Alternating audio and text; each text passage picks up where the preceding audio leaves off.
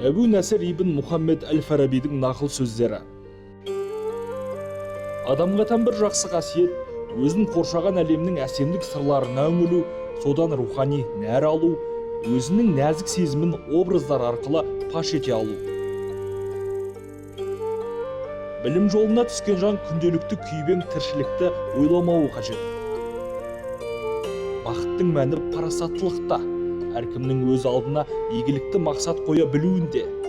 Адамның өз мінез құлқын, іс әрекетін ерікті түрде өзгертіп, игілікке бағыттап отыруында. Адамның тәндік жаратылысының дамуының негізгі көрсеткіші дененің саулығы. Адамның жақсы әрекеттер жасауға да, жаман әрекеттер жасауға да туа бітті мүмкіндігі мен қабілет қарымы жетеді.